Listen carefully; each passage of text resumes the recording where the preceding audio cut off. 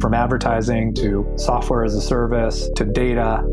Across all of our programs and clients, we've seen a 55 to 65% open rate. Getting brands authentically integrated into content performs better than TV advertising. Typical lifespan of an article is about 24 to 36 hours. If we're reaching out to the right person with the right message and a clear call to action, then it's just a matter of timing. Welcome to the MarTech Podcast, a Ben J. Schaap LLC production. In this podcast, you'll hear the stories of world-class marketers that use technology to drive business results and achieve career success. We'll unearth the real-world experiences of some of the brightest minds in the marketing and technology space so you can learn the tools, tips, and tricks they've learned along the way. Now here's the host of the MarTech Podcast, Benjamin Shapiro. Welcome back to the MarTech Podcast. Today we're going to continue our week-long conversation about a medium that's obviously near and dear to my heart, podcasting. For those of you who haven't heard our episodes from earlier this week, we're talking to Carey Green, who is the founder of Podcast Fast Track, which is a podcast production agency that helps podcasters of all levels of experience automate their podcasting efforts. If you didn't hear the previous episodes from earlier this week, Carey walked us through how he got involved in podcasting and gave us an overview of the podcast industry, how to start a podcast, and what it takes to achieve scale. If you're just getting started in podcasting, they're great episodes, and I recommend you go back and give them a listen. And in today's episode, Carey is going to talk us through his thoughts on podcast monetization. Here is the fourth installment of our conversation about podcasting with Carey Green of Podcast Fast Track. Carey, it's great to have you back here. Good morning, Ben. Glad to be back. Today, we're going to talk about a topic near and dear to my heart. We're going to talk about monetization. In our last episodes, we sort of walked through why podcasts are interesting, how people can grow their podcasts, and what they can expect in terms of how long it takes to grow their listenership. Let's turn the page. Once you're starting to grow an audience, what are the ways that you can make your podcast into a monetizable asset? Yeah, monetization really is as individual as the podcaster in the niche. I think that the first way to start, even though it doesn't involve taking money from people at first, is building an email list. Having some way that you can get your listeners to give you their email, whether that's through some kind of an opt-in offer, maybe it's a free ebook or case study or something, and it's all obviously relevant to your topic that you're talking about in your episodes. For example, there's a service that we offer at our company we call lead magnets. And the way it works is somebody on our team will listen through the episode, create essentially an infographic PDF that is an action sheet based on the content of the episode. And the podcaster will announce on that particular episode, you can get our action sheet for this episode by going to, give the address, people go, they opt in to get the resource sheet, and he's building an email list. The reason email list is so valuable is because of that tried but true saying, the riches are in the niches and the money's in the list. Because then you have an audience who's already shown that they're interested in your topic, willing to give you their email address. You can communicate with them directly when you do have things to offer them that they can purchase. Mm-hmm. So I think for your average podcaster, building an email list and then working toward kinds of things you can offer your audience as a true valuable offer that they would be willing to purchase is the way to go. And we're not going to get into sales funnels and all that kind of stuff, how it works, but there are ways to graduate that as you go and build bigger and bigger offers that smaller percentages of your list will buy into, but because it's bigger money, you're making more money even with just one purchase. So it depends on your context, your topic that you're talking about, but it can be done, and it can be done quite successfully, even more so than advertising in many respects. So essentially what you're saying is the first way to start monetizing your podcast is understanding who is your podcast listeners and being able to present them with products for them to purchase. And generally the outreach channel is email. Yeah. Or just a mention on your podcast. I know people who have a mid-roll spot. In fact, I do this on my podcast. There is a mid-roll spot for an advertisement, but it's always my advertisement. It's me doing a live read of some service we offer. And we're starting to get people responding to those things. And we offer a slight discount when we do that so that people can tell us, I heard it on episode 104, and we give them that discount for trying out our service. And it's a way to ease people into a relationship with you on a consumer basis that they may not have been able to do before. So for people that are just starting out and they're trying to start with monetization and they have a product, you can start building an email list and promoting the sale of that product to your user base. There's a class of podcasters that don't necessarily have a product to sell. What are some of the ways that they can monetize the content that they're producing? Well, I think, first of all, get started on a product to sell. If you're podcasting with any kind of expertise in your field, you should be able to come up with something that's truly valuable. But beyond that, I think that you can go out and individually court advertisers yourself. You don't have to be at that 5,000 download range to be able to get advertisers who are interested in reaching the very specific niche audience that you're speaking to. For example, we have a client who is a fine artist. She does plein air painting. She used to work for Disney. I mean, she's just this amazing artist. And she does a podcast for artists. And she interviews famous artists and they talk about their technique and how they get their inspiration and what they do in terms of their studio time. She talks about all that stuff.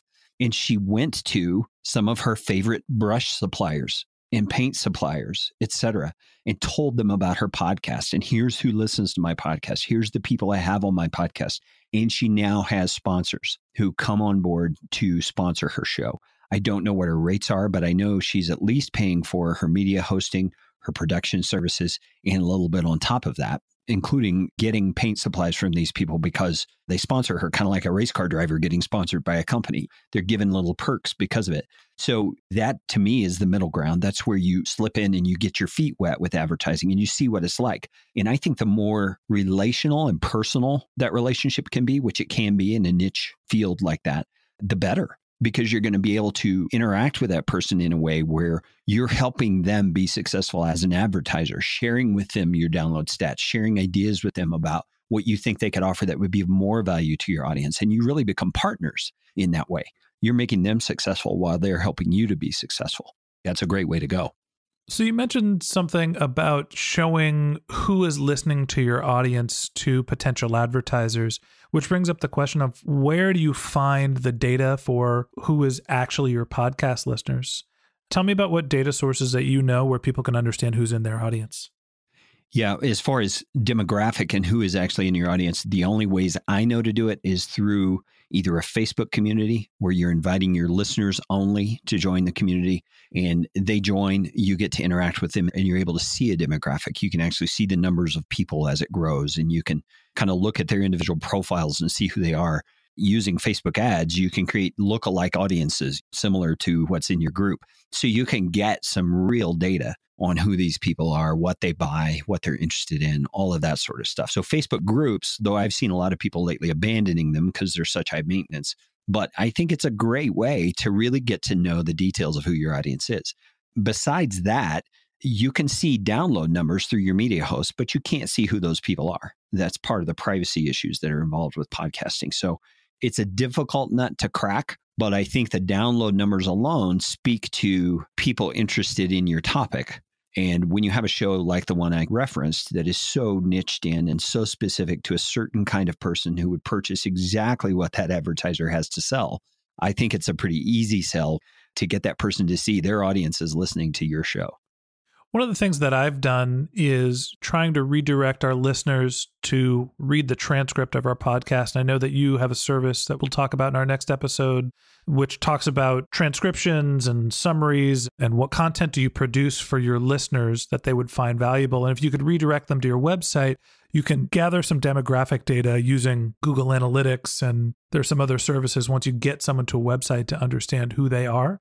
There are also services like PodTrack, which try to give you some demographics based on who your podcast listeners. So there's a few other resources that are out there.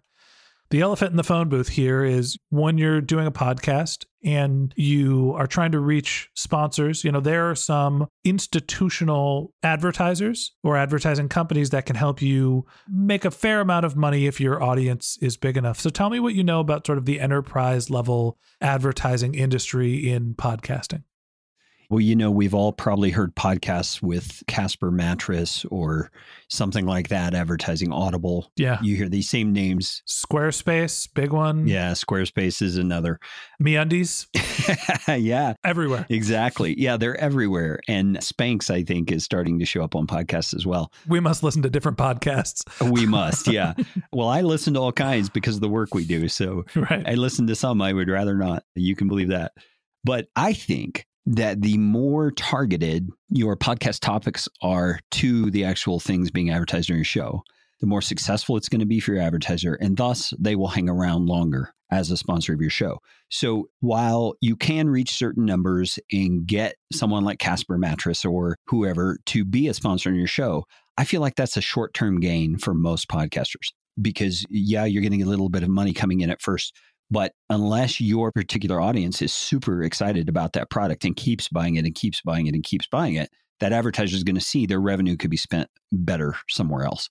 So as far as the big name industrial advertisers and all that, there are lots of them out there. There are a lot of people interested. Even media hosts like Libsyn have relationships with advertisers where they can set you up when you reach certain download numbers with an advertising partner. That's all great. I think if it fits your niche and if it fits who you're trying to reach, great. But I would rather not have an advertisement on my show if it doesn't fit my audience than have one just because it brings in money and it not fit my audience, because I think that speaks something to your audience. It tells your audience you're really in this for the money. You don't really care about them, which in the long run is going to shoot you in the foot. I think from that long-term perspective, you need to be thinking always about the value for your listener, and that includes sponsors.